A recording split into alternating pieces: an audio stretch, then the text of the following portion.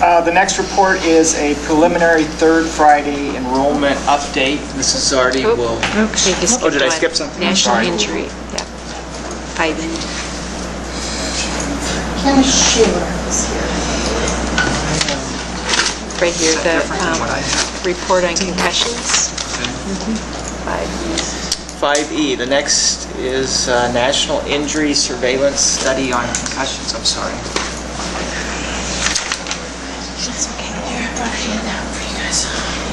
We do have a new state law in regard to concussions, and our board policy, we did make changes in that, and I thought it might be helpful for you to hear from Kim on the work that she's doing in regard to educating our coaches, parents, and students in regard to this topic. So the state law indicates that we need to educate anyone that is delivering or is involved in any type of youth sports, whether it's from a school setting or a club setting. So at the school, we are doing everything in our power, from preseason meetings with coaches, as well as parents and athletes.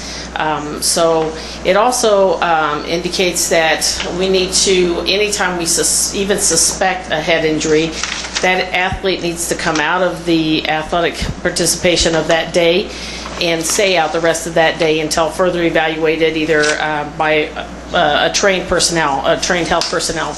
And they do acknowledge that a certified athletic trainer is that qualified individual. So I am following up on those athletes. So they are not allowed to go back into any kind of athletic endeavor or athletic activities at all, including gym classes and stuff, until they are completely cleared and given a written clearance to resume those activities. So starting with the basic of, real quickly, in my presentation, it's only 6 very brief slides. So, a concussion, for those of you who have never had the benefit of experiencing one, is a injury caused by an external force to the head or brain, and it causes transient impairment of neurological function. So it can present as a number of symptoms or signs. The person that used to be, way back when I first came out of grad school, it used to believe that people had to lose consciousness to be considered to having a concussion. That's very old, antiquated. Nowadays we know that very severe concussions can occur without the loss of consciousness at all. So a person does not have to lose consciousness to have a very substantial concussion. So the other thing that we are very highly aware of is second impact syndrome. In fact, unfortunately, we have a middle school kid right now that has been assessed as having a second impact syndrome. In second impact situation, the athlete sustains a brain injury from a collision or an injury to his head and doesn't get stopped from playing and continues to participate, or he returns prematurely and then sustains a second blow to his head. The second blow, from all the science at this point, indicates it doesn't have to be nearly as much force to generate quite a catastrophic injury, and that injury can be much more prolonged and very serious, and in fact has led to the death of very many young athletes across the country. Something we really don't want to see happen in our school district here in Tomah. So what we also understand about second impact syndrome is it has never ever occurred in anyone past the age of 23.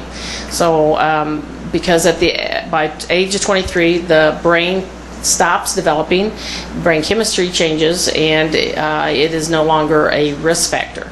So when I got a concussion playing broom ball last winter, it wasn't nearly as much of a concern for my old brain as some of my high school teenagers, that we really have to monitor their brains for the second impact issue, because it can be quite a critical issue.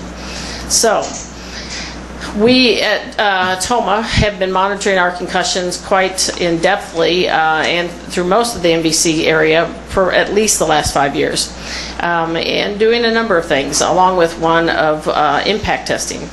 Impact is a neurocognitive test. It's computer-based, and we sit athletes down at the beginning of their seasons. Generally, we try to get them before they actually even have any kind of collision or risk of collision for a concussion, and sit them down and have them do what's known as a pre-baseline test. It is an assessment of how their brain functions, hopefully in a normal setting, and hopefully before any kind of injury has occurred. It gives then, if they ever sustain a concussion in the course of the next 2 years, most research supports the thought that the impact test is valid for 2 years. We know that the young brain is changing and developing quite rapidly, and so it needs to be retested every 2 years. So in the course of that next 2 years, if they incur a concussion, their local physician, if they choose to, can have them retested, and that second test can then compare how their brain functioned on the baseline when it was normal function to now impaired with the concussion. Because as we started out talking about the external force, it's a transient disruption of function. And a lot of times kids go to the doctors in the ER and they'll have CAT scans and MRIs that look totally normal. And I have had more than one parent say to me, well, the x-rays and the CAT scans were fine, so he doesn't have a concussion. Well, the x-rays and everything they do to make sure he doesn't have anything more serious. You know, they certainly are needing to do those things and do their job, and but that certainly doesn't rule out a concussion. It's a functional disruption, and so we need to look at the function of the brain. The impact test looks at those functions from reaction time to concentration to visual recognition, and then compares pre-testing and baseline of that individual's brain. It's not looking at normative data of a million other teenagers. We're looking at how that one brain worked to how it is now. And I've had athletes, unfortunately, that thought they were 100%. I'm ready to go, Kim. I'm raring to go. All my symptoms are clear. It's been, 7 to 10 days. I'm ready to hit that field and go.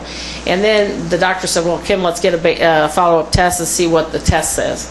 And then they find out that they've got, some really drastic deficits. And it's like a wake-up call. And I've had, some really big athletes that, were shocked and surprised that their brain wasn't as ready as they thought they was. Because again, it's their main computer function of their body, and they aren't necessarily realizing how impaired they are. So it's a very important process, but it's just one piece of the puzzle. What we do know is that locally, and I mean in the local concept of the whole Mississippi Valley Conference and Cooley region, in 2010 and to 2011 school year, we had 124 concussions evaluated at 587 fall season events, one athletic season, what we looked at 30 schools that we represent in our group. We found that concussions represented a 21% injury rate, okay? So out of all the injuries that we evaluate, concussions would represent like a 1 in 5 injuries. We were going to probably see every 5 injuries, one of those would probably be concussion.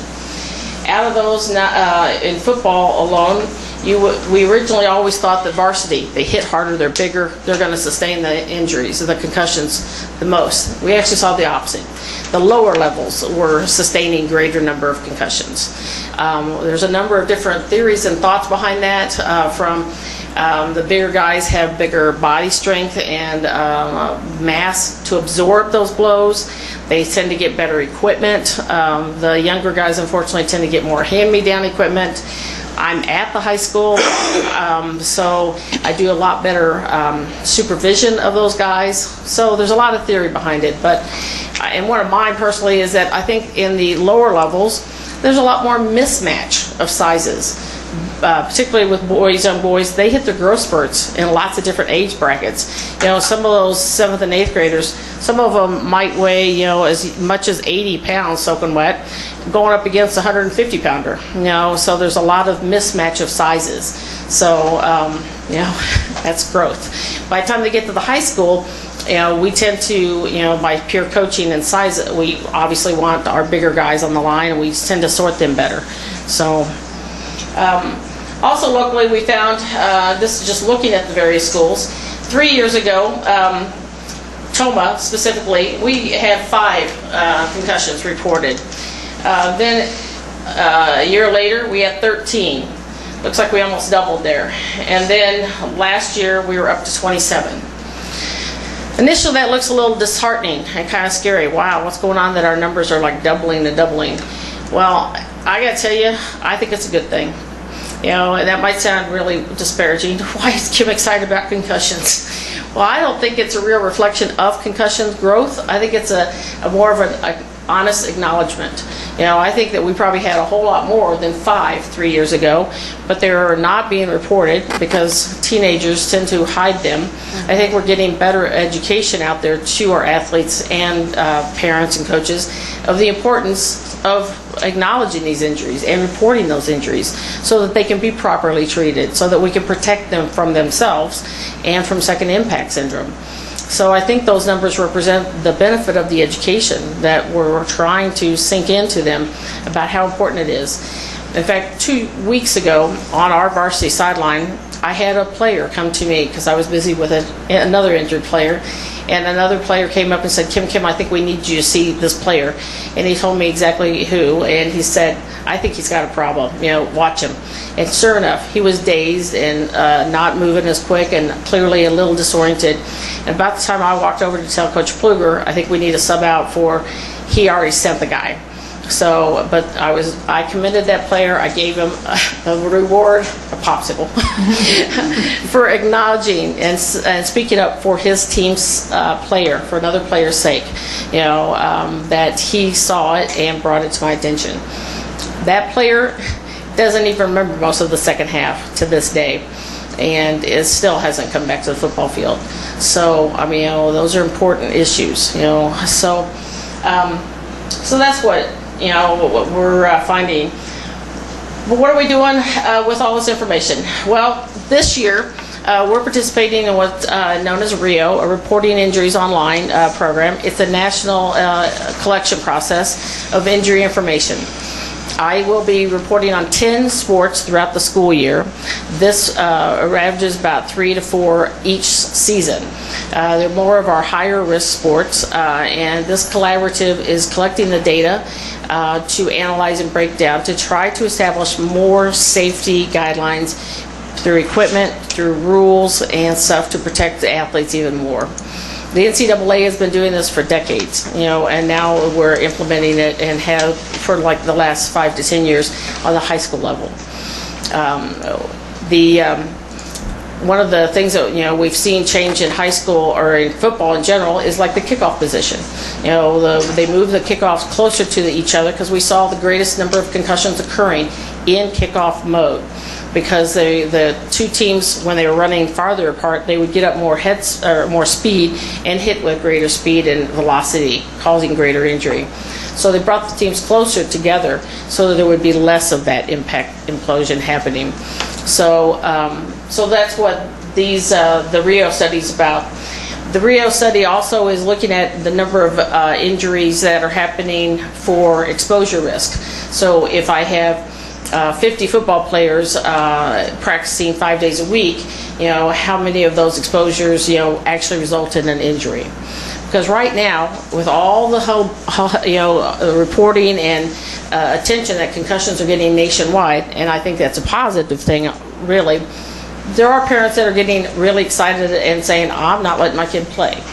And some schools are not being able to field football teams, you know, and it's a real serious, you know, issue. And the new question is this going to be the downfall of football as a sport? So these kinds of studies help support the fact that it doesn't have to be the downfall. You know, we just have to take, you know, safety measures. One of the things I do at our school is that many of our, you know, all football helmets have air bladders. Is I test and fit our football helmets every week on every football player's head to make sure those helmet bladders are properly inflated and that fit is where it was from day one when that helmet was issued. Which incidentally, I do at every for every high school player. Unfortunately, I don't have the contact to do for every middle school. Another issue that might, you know, add to middle school issues. But So when you see a football televised game and someone's helmet pops off, and now they have to come off the field, that's another safety rule. They have to come off the field. The ref of the rule was that now they have to come off the field so that it gives the trainer a chance to evaluate them. Before, they'd avoid the trainer, and we would not have an opportunity to say, maybe that kid got hurt when that helmet came off. But I never want to see one of my helmets come off. So to me, it's like a red flag. They either weren't properly fitted or a snap wasn't properly done. So a little bit about concussions. Any questions? I had one question. When you test the students, that's an online test for the baseline. The baseline. Is that available then to that student's personal physician? Yes, ma'am. Okay. It certainly is. Good. Whether it doesn't matter whether they're with which Skimp or Gunderson. Okay. I work with any and all of them, and they have access to it. So they can make the determination then Very on much how so. the student's doing. Good. Mhm. Okay. Good. Each school is supposed to have medical personnel on hand on the field. Is that true? No, it's not a law per se. How about an ambulance? No? Don't you think that should be enforced? Sure. I think Toma does. We try hard, yes, to have someone on our sidelines, but and I'm working with the middle school right now because we've had over 5 concussions this season already. On Steve Buss about doing some teacher education because I've done a lot at the high school level, and we're working on doing some with the teams when they each team, so I can get together with every teacher so they know how they need to modify what is happening with that child once they're back in school. So. Well, thank you very much I'm glad we're paying so much attention to this and treating it very seriously. I mean, anyone who pays any attention to the NFL knows that even at that level where you're supposed to be tough, they're taking it very seriously now, and you even hear about NFL quarterbacks that don't want their children to necessarily play football. Yep. So that really tells you how serious an issue it's become, and so I'm glad that we are No problem. Thank you paying for so letting much me do your attention. test. Thanks. Thank you, Kim.